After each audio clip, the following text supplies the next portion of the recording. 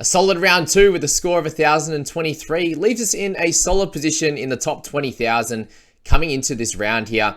Really, just the main issues in the squad were just not picking the best captain in both weeks there, with Teddy as our captain in those, getting mid-50s in both of them, and just no one really booming. We only really had Hopgood that's come out and absolutely dominated. Guys like Walker, Fafita have averaged well over that first couple of weeks, both 77 and 76. Obviously, Dewey as well with the 72. But other than that, our centre wings have not been great. Obviously, Tommy Trbojevich's 97 was great last week. We get him back.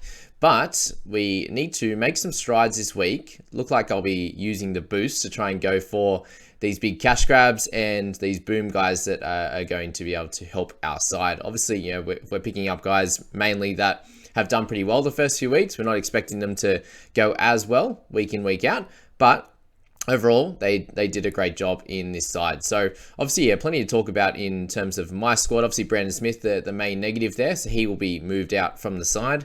The question marks leave us with the halfback position with Cleary. Do you look to move him on this week for someone like a DCE? Do you do the cash grab in Trindle, for example, given that he's probably going to get one more week? It was definitely a thought on my mind, but hearing that he's probably going to be gone next week with Heinzie back, which is exciting. It's probably not the play. And then do we go for different guys like Karaz? Do we go for a Hamaso and go for those type of plays in this week with my Panthers guys out and them obviously not performing super well? They've had a couple of tough games, but is it the right time to go for like a Tungo to Karaz and shore up these center wings this week and get a really good score? And then hopefully guys like Stags can come out against a slightly lesser opposition than what they played the last few weeks. With the Cowboys, for example, that he can come out and do a lot better. And we'll see what happens with his scoring. Hopefully he can get one of those boom games because he's very much like a 30-40 type of player and then can get a 90 or 100. So they're the type of questions that we're going to be asking. And we'll quickly go through a few of the game day scores here just to give everyone a bit of an idea of what was happening in these ones here. So how good's the projection they're giving us? 890. That's beautiful. All right. Get into those NRL matches there. Okay, so for round two as well, we'll get into those and a few of those really important players. So in that first game of the round, we had the Panthers via the Bunnies, and it wasn't as great for a lot of players. Obviously, those that captained Cleary weren't very happy with his score in that one. Guys like Stephen Crichton and Brian To'o did their great jobs, but to top the list on the Bunny side was Isaiah Tass and Keaon Koloamatangi there with 66 and 62.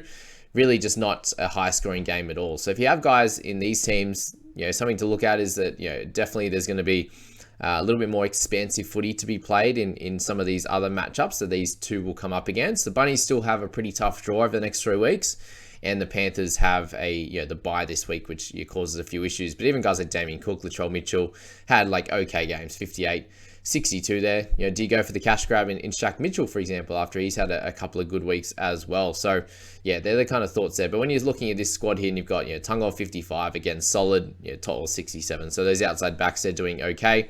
Martin had a pretty good game and still only got 53, for example. You've got Edwards down there at 42, Cleary at 40. There just wasn't really a lot going on. Cody Walker at the 44 mark as well.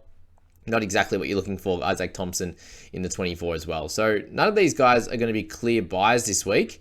But what do you decide to do with those players that have underperformed? The Panthers guys and the Bunnies guys as well. We look at the Eels, and we've obviously got a few more bigger scores. We have 5 scores above 80 in this one, which is for the Eels, and then a couple of scores over 80 for the Sharks as well. So Hopgood, he's obviously a pretty solid captaincy option. He's not going to get a couple of try assists and line breaks each and every week, but when you're looking at the landscape of this week, he's definitely one of those guys that at that really cheap price, it's crazy that you could be looking to captain this week. But we'll speak about a few other options as well as we go along. But Dylan Brown was involved in everything as well. Moses at 83. So these guys, I think they're going to be much more of a play come sort of round 6 and round 7 when they have a really clean schedule. But if you're looking to replace Cleary, for example, and you don't want him to come out and lose his cash, and you need a good score in that half position this week, then guys like Moses are going to be a great proposition for you. If you've brought in Cartwright, awesome. If you haven't brought him in, would you bring him now? Look, there's definitely an opportunity to, but it could well be a 1-week play for him to be playing in that starting position because there's a good chance that Matto comes back and takes that role. So definitely have a look at Cardi. But yeah, don't rush to get him. Like, he's not going to make a stack of money. Yeah, it'll be decent, but yeah, it's not going to be absolutely crazy with that negative break even, but definitely a solid option to pick up for this week. They're still not using their bench, which is very frustrating for them. Guys on the other side, again, Trindle has had a couple of good games, averaging around that 60 mark, and he could be a cash grab for you, but do you want him in your side long term? Brayley, he's an actual okay option for someone like Brandon Smith if you're looking for him. He's not going to be that guy that knocks you out at 80 or 90 every second or third week, but he's going to be that consistent 50 tackle guy, make a few runs, potentially get the odd try assist or something like that. So yeah, he's one to have a look at for sure, but not a standout option either. Wilton didn't have his biggest game either because he didn't get any tries in this one, but good to see a base around that 50 mark, which is awesome. And then guys like Will Kennedy, playing really well, got 3 tries. I wouldn't be looking at him at this stage. Most people have Teddy and Trbojevic or something like that. Hopefully not many people have Kalen, that's for sure. But yeah, that's that game there. There's a few options for sure. Do you look to pick them up? That is a good question. As I said, guys, we're always at the end of these videos, we'll go through my potential trades for the week. I think I will be using the boost as well. For the Broncos here, we had a couple of guys over 80, Ezra and Reece Walsh, who, Walshy looked incredible in this game and obviously got the points to boot. So he's definitely someone that is an option. I'm sure there's a few that'll be trading Teddy to Walsh this week. I'll probably side on the cautious side of that one. Just with Teddy, he got really just missed out on a couple of tries on the weekend. Swilly didn't even pass it to him when it should have been a catch and pass, and he ended up dropping one that he probably should have scored as well. He might have got tackled late, but still, Teddy could have got 100 there, and you're probably not even looking at this trade. So this is what happens in Supercoach sometimes, the back and forth with drop balls, missed opportunities. It's 30, 40 points on the line sometimes. So that's that. Ezra, what do you think? What do you think about him? I personally think that he is going to have a bunch of attacking opportunities across the season, and he could be a guy that averages in that mid 60s, and at the not super high price there, he could be a solid option for sure. Payne Haas and Carrigan doing their thing in the 60s. They will have some attacking stats at some point, whether it be tries, plenty of offloads and tackle breaks there. Haas is kind of just doing his thing at the moment. That's that. Nanai. So for that, Nanai there, for the guys that look to trade him out last week, obviously he came back and got a couple of tries in the 74, but his missed tackles and these kind of numbers are just way too high at the moment for someone you're looking for in your side. Ruben Cotter with the 52, it was okay, a bit of a low game for him, low minutes wise, so he'll eventually get back up in those mins, and those games that there's times that he said that he'll be looking to play 80 minutes, which will be good. The rest of the team, no one of real note there. Val Holmes, he's still going to stick in that center position, and someone like Tom Chester you could get for a 3-week play, but again, just in the fullback position, not very ideal in that one. The Roosters here in the next one, 120-12, and some nice scores out there. We had Jackson Bolo there with the 91, Walker with the 92, so he's a great option, guys. I wouldn't be looking to pick him up now if he started with him. Great work, though. Swilly with him, 81. Again, a nice score. Manu didn't really do a lot, guys, and got 71. So that's exciting news for anyone looking to pick him up eventually. Again, I'd look to pick a lot of these guys up in round 5, especially seeing that they haven't been playing super well, and a few of them are still able to score nicely. So that's that there. Tedesco, the 55. Again, you could look to trade him out, but I just feel like he's someone you just need to hold for the entirety of this first part of the year. Unless there isn't a small injury or something to your second fullback, I think you need to hold on to someone like him. But yeah, Nat Butcher, again, solid. Nothing too exciting with him, but yeah, he's doing his job and scoring okay. Lindsay Collins, if you started with him, I was thinking about it, that's for sure. Ready for my round 1 team reveal, and then shied away from him and went for Christian Welch, who's done solidly as well. Okay, on the Warriors side, Wade Egan becomes a solid option, guys. He has 2 really, really good scores. He is that sort of attacking hooker. It looks like he's going to try and get close to 80 minutes if he can stay on the park in terms of nil knocks and HIAs and stuff like that. So if he can do that, he's going to be an up and down guy. He'll get you like a 35 or 41 week, and then he will get this 88 with a try or a try assist. And the Warriors are playing pretty well at the moment, and he's going to be a pretty important cog in that wheel to be able to do well. So Egan, very, very interesting one. You could use him as a cash grab, and then hopefully potentially get a bunch of good scores out of him, and then you'd probably be holding him all the way till round 12, to be honest with you. Or if you get to that stage and he's still doing okay, you probably hold him through the bye period, and that becomes a pretty interesting proposition, to be honest with you, as to how you should look to play that one. You've got guys like him at the cheaper price in the under 500 bracket, and then you've got like Reed Marnie in the 574 for example, and how's he going to go as well? I'm not sure long term if his attacking stats can be sustained, because that's how he's got the majority of points at the moment, obviously with semi high tackles in the 40s, for example. But yeah, he's definitely someone, Wade, Egan, Reed, all guys you need to make a decision on. And if you don't have Grant, then they're the kind of second option there. And more of a straight swap for Smithy, which is ideal. Nick Corey with an 82. He was much better in his second game. He obviously had some attacking stats there. So week to week, I don't see it happening. But he had a nice score there. Tohu Harris, you get him at 72. So he's an interesting one. You've got Barnett, who's a fair bit cheaper. And they both have the dual position. But Barnett, you're getting sort of 10 to 15 points less than Tohu, even with how amazing Tohu's been playing. You could get Barnett for that cheaper price, and you can play him in both positions as well. So just be aware of that. They're both good options, guys. But which one would you take in your side? It's a big drop off from Barnett's 55 to Curran's 36 in that one. And poor Jackson 40 is out this week. You probably hold him at the price, guys. I think he still has an opportunity to make some money eventually, but it could be a bit more of a slow burn than unfortunately it was going to be if he played the first 3 games. We move to the next one, guys, and guys like Tommy Gilbert and Hamaso Tabuai Fido both had really good games as well. And Gilbert's an interesting one. I think you can still hold off on him just with his lower first game score.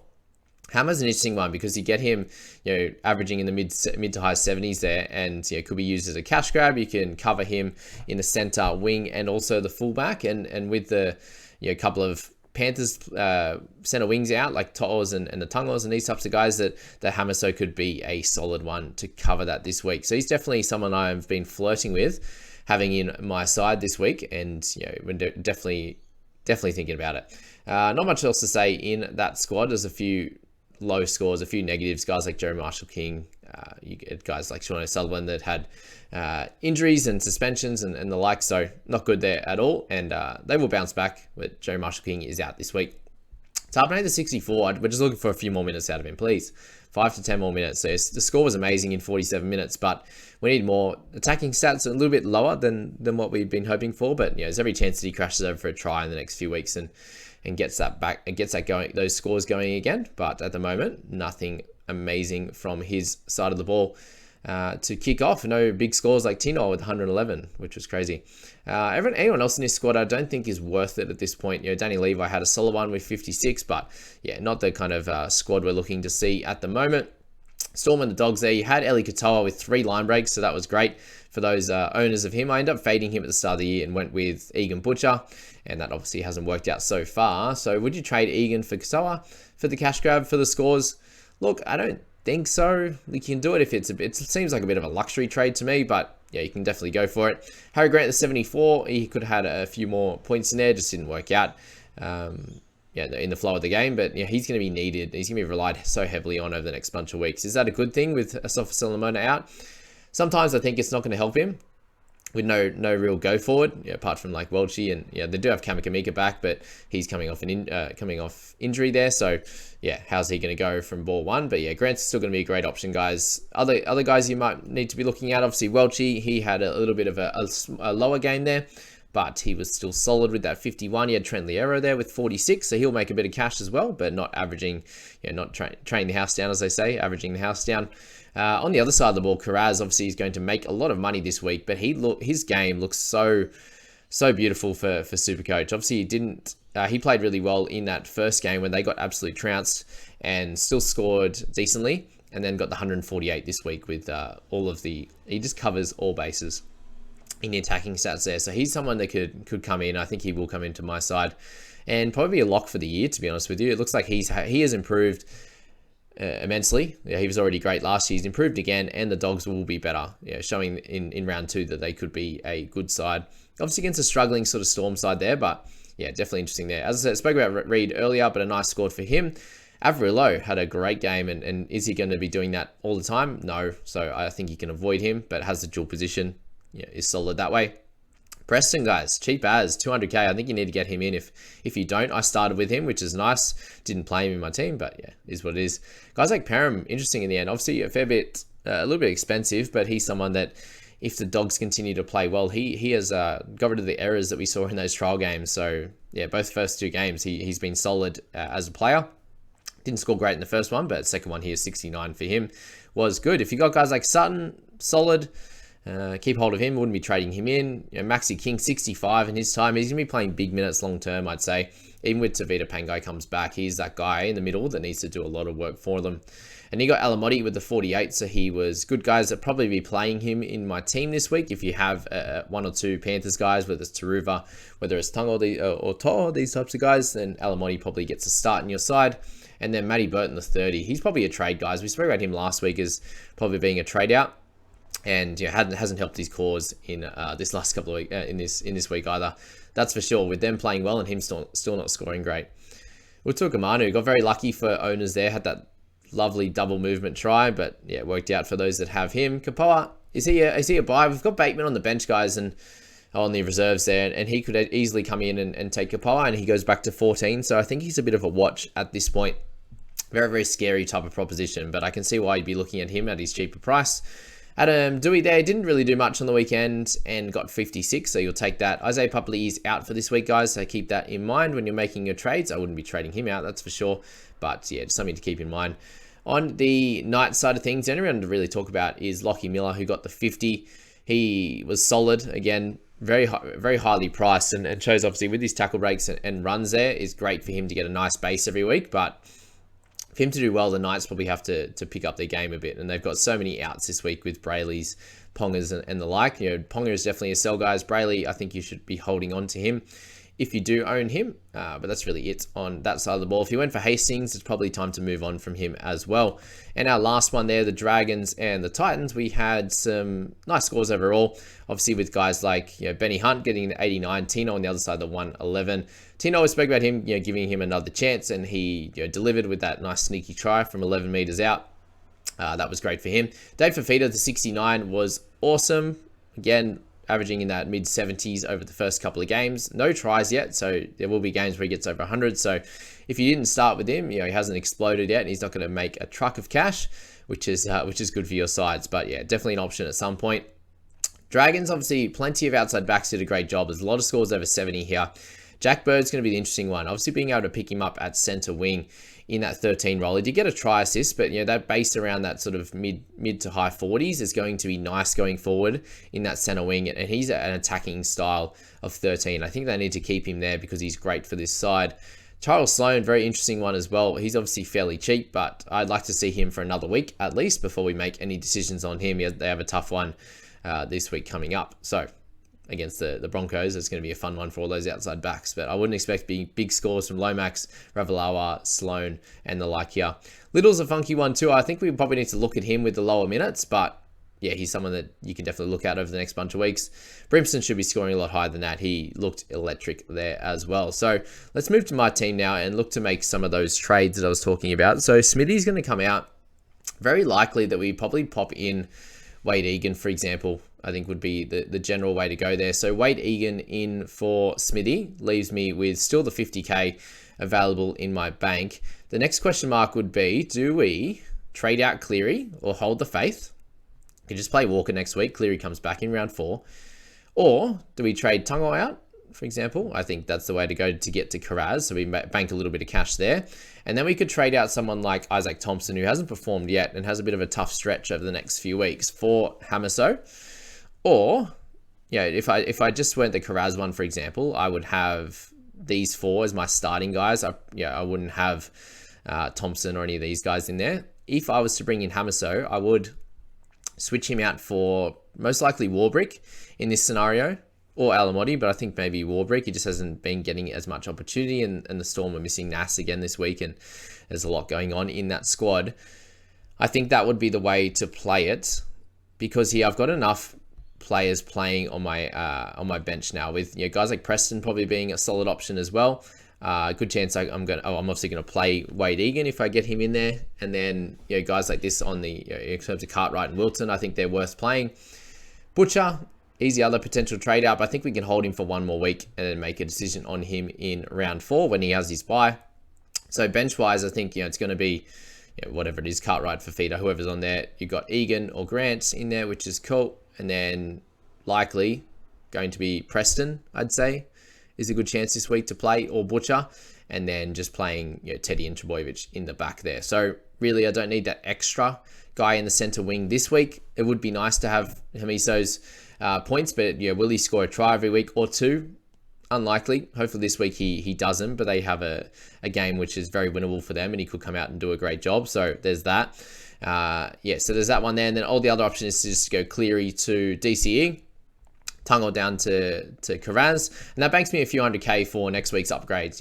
Whether it be Butcher for example, that I could upgrade. Whether it is upgrading one of those center wings in Thompson, for example. So yeah, that's the three trades I'm looking to make this week. I think it's very important. Having banked one last week, I only used the one. I think it's going to be important to come out and use those 3 trades, get everything right this week, which I think the team's sitting in a pretty good spot, guys. I'm pretty happy with where it's at. Obviously, Katoa coming out and playing a bit better, Supercoach wise was helpful, but yeah, he's pretty much averaging what he scored last week with the 40 and the 41 and the 45 last week is very helpful. But yeah, the team obviously getting rid of Smithy is going to be ideal.